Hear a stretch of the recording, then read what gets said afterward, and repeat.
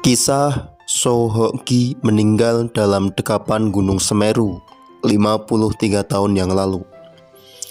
Gunung Semeru tak bisa dilepaskan dari sosok aktivis dan penulis Sohoki, aktivis yang lantang melawan rezim awal Indonesia pasca kemerdekaan itu, meninggal di puncak Gunung Semeru jelang ulang tahunnya yang ke-27, yakni pada tanggal 16 Desember 1969. Gi sendiri lahir di Jakarta pada 17 Desember 1942. Selain Gi, Idhan Lubis, 19 tahun, rekan perjalanan Gi juga meninggal di hari yang sama di puncak Gunung Semeru. Jenazah mereka berdua sempat berada di puncak Semeru sekitar sepekan hingga berhasil dievakuasi dan dibawa pulang ke Jakarta. Menurut catatan Balai Besar Taman Nasional Bromo Tengger Semeru, Sohoki dan Idhan adalah korban pendaki gunung pertama yang meninggal di Gunung Semeru.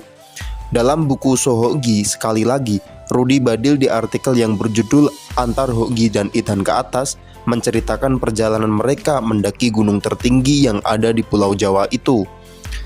Perjalanan dimulai dari stasiun Gambir pada 12 Desember 1969, tepatnya di hari Lebaran kedua.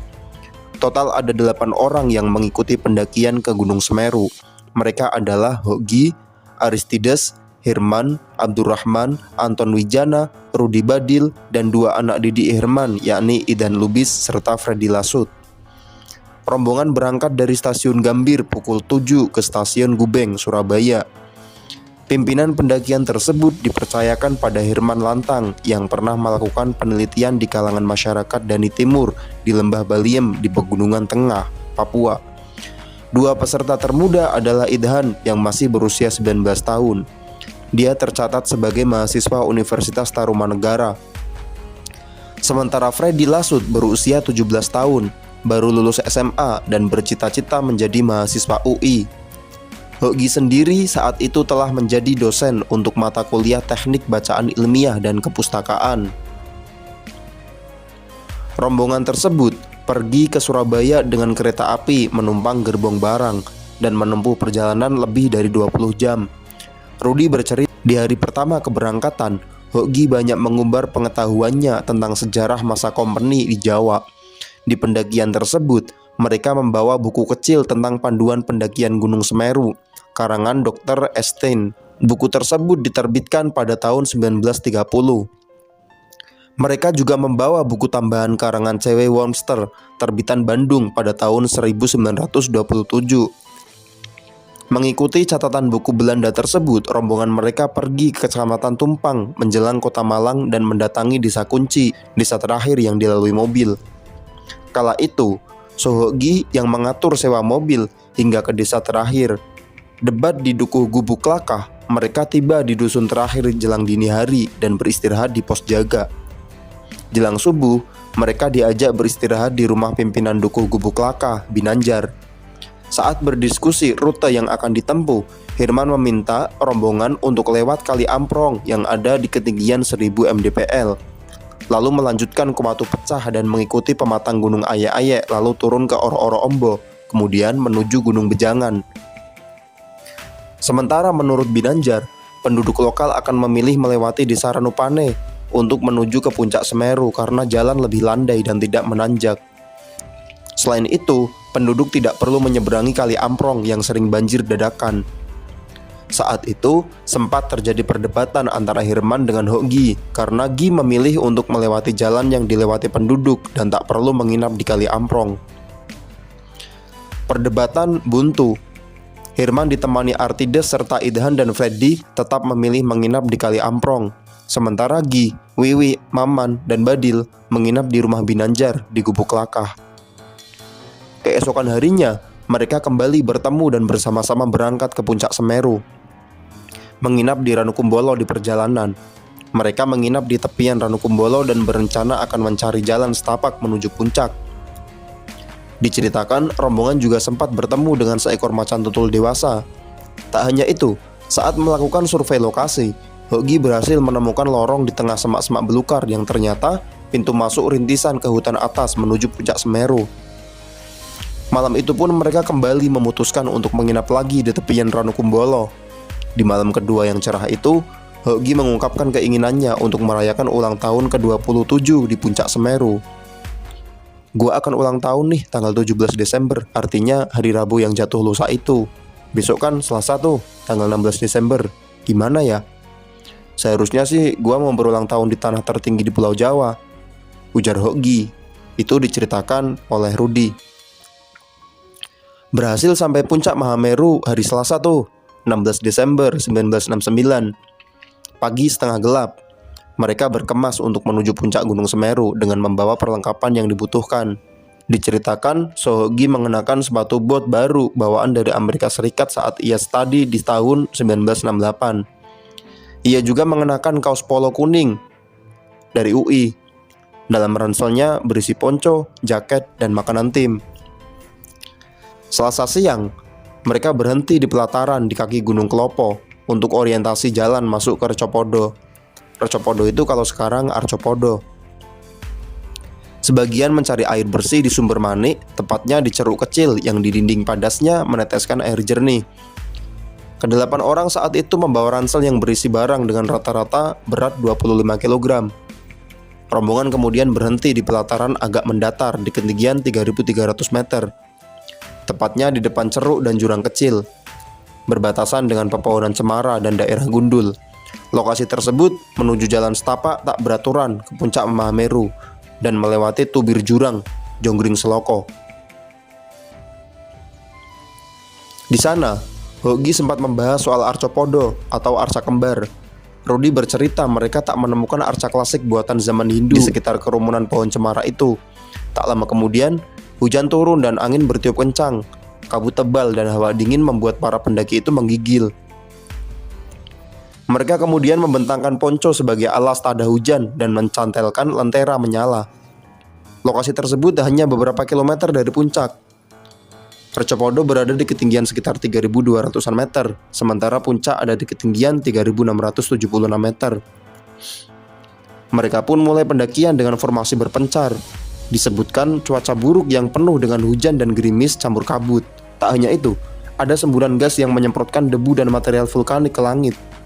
Semakin menanjak ke atas, semakin jelas terdengar dentum letusan dan semburan Semeru melalui lubang kebun dan kawahnya.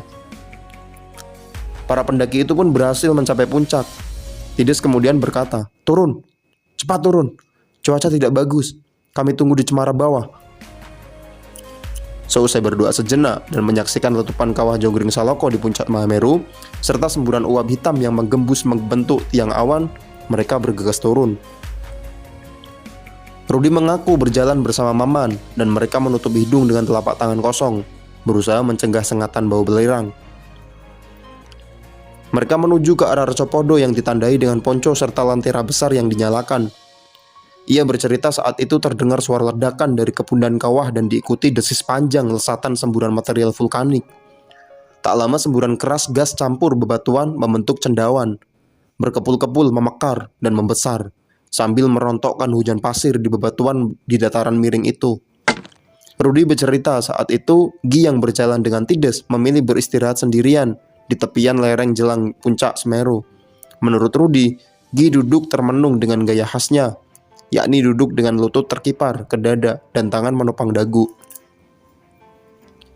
Kepada Rudi, Gi menitipkan batu dari Semeru untuk dibawa pulang. "Nih, gua titip ya. Ambil dan bawa pulang batu Semeru, batu dari tanah tertinggi di Jawa. Simpan," kata Gi kepada Rudi. Rudi kemudian memilih melanjutkan perjalanan ke Recopodo. Beberapa menit kemudian, Wiwi juga bertemu dengan Gi di lokasi yang sama. Pada Wiwi, Gi menitipkan sejumput daun cemara yang dipetiknya di kemah darurat. Rudi pun tiba di perkemahan darurat dan tak lama kemudian ia mendengar suara longsoran pasir yang ternyata Maman, rekannya. Bersama Tides, Rudi membantu Maman dan menunggu rombongan yang lain. Sore mulai remang-remang. Tiba-tiba Freddy Lasut, anggota termuda, datang dan berteriak jika Idhan dan Hoki kecelakaan. Tides yang paling senior meminta Freddy untuk kembali ke atas dengan membawa senter. Entah butuh waktu beberapa puluh menit. Freddy berdua dengan Herman meluncur dari atas. Herman pun mengatakan Hoki dan Idhan meninggal. Mereka berdua sempat kejang sebelum menghembuskan nafas terakhirnya. Malam itu mereka berenam menginap di tenda darurat. Keesokan harinya, Herman dan Freddy kembali ke lokasi Hoki dan Idhan untuk memastikan kondisi kedua rekannya. Sohogi dan Idhan meninggal dunia sejak Selasa sore. Menurut Herman yang ada di lokasi, saat itu Sohogi yang terserang kejang pertama. Herman berusaha membantu tuh, namun tak berhasil. Idhan pun mengalami hal yang sama, ia kejang mirip Sohogi sebelum meninggal dunia. Di pendakian pagi itu, Herman dan Freddy meletakkan jenazah Sohogi dan Idhan berdampingan. Menurutnya, jenazah kedua sahabatnya seperti orang tertidur pulas. Kedua tangannya kami silang ke dada seperti lagi berdoa. Muka Hoki dan Idhan kami tutupi sarung tangan dan kain yang ujungnya ditindih dengan batu. Sekedar supaya jangan terkena langsung sorot matahari atau tumpahan debu pasir maupun air hujan dan embun, cerita Herman. Akhirnya tubuh Sohogi tetap di puncak Semeru di hari ulang tahunnya yang ke-27. Jasad Sohogi berdampingan dengan Idhan Lubis di tanah tertinggi di Pulau Jawa hampir selama 1 minggu. Senin, 22 Desember 1969, rombongan menjemput jenazah Sohogi dan Idhan di puncak Semeru. Saat ditemukan, jenazah keduanya masih bagus dan tak ada bekas gangguan apapun. Dengan balutan kain tebal, jenazah mereka berdua dievakuasi ke bawah secara bergantian karena harus melewati medan yang sangat berat. Herman pun ikut dalam rombongan tersebut pada Selasa 23 Desember dini hari. Rombongan tiba di Ranupane. Dan Selasa pagi, jenazah keduanya sampai di Gubuk Lakah dan dibawa ke Jakarta untuk disemayamkan.